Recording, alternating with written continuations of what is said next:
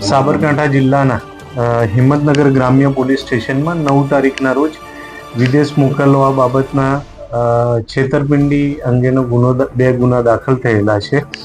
એ બંને ગુનામાં હાલ સુધીમાં કુલ 4 આરોપી અટક કરવામાં આવેલ છે અને કુલ 80,50,000 રૂપિયા જેટલો મુદ્દામાલ રિકવર કરવામાં આવેલ છે, જેમાં થાર ગાડી છે, ફોર્ચ્યુનર કાર છે, રોકડા રૂપિયા છે, પાસપોર્ટ ઘણા બધા રિકવર કરવામાં આવેલા છે, કબજે લેવામાં આવેલ છે.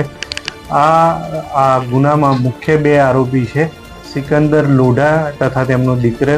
એ બંનેને પ્રયાગરાજથી મળી આવતા ધરપકડ કરવામાં આવેલ છે અને 25 તારીખ સુધીના એ બંનેના રિમાન્ડ નામદાર કોર્ટમાંથી મેળવવામાં આવેલ છે. અગાઉ એક આરોપી હસીબને અટક કરવામાં આવેલો અને અત્યારે હાલ આ કંપનીમાં ડિરેક્ટર તરીકે સિકંદર લોઢાની પત્ની પણ સામેલ હોય, એનો પણ રોલ હોય, તેને પણ અટક કરવામાં આવેલ છે. કેટલા ભોગ બનનારના નિવેદનો લેવામાં આવે છે? હાલ સુધી બંને ફરિયાદમાં લગભગ 40 થી 50 લોકો કે જે આ કામ માટે કામ સોંપેલું તેઓના નિવેદન મેળવવામાં આવેલ છે.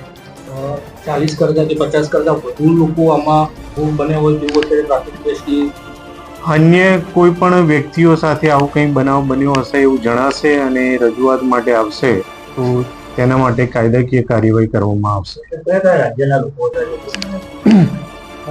આમાં ગુજરાત, ઉત્તર પ્રદેશ, રાજસ્થાન, અસમ, બિહાર એમ જુદા જુદા રાજ્યોના લોકો ભોગ બનેલ છે.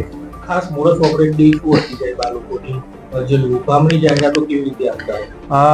અત્યાર સુધી જેટલા પણ ફરિયાદી અને સાક્ષી આવેલા છે એમની પૂછપરછ કરતા એટલું જાણવા મળેલ છે કે તે લોકો સાથે એક કોન્ટ્રાક્ટ કરવામાં આવતો હતો અને એમને કહેવામાં આવતું હતું કે તમને બિઝનેસ વિઝા આધારે મેળવી આપી લક્ઝમબર્ગ, રશિયા વગેરે દેશોમાં મોકલવામાં આવશે.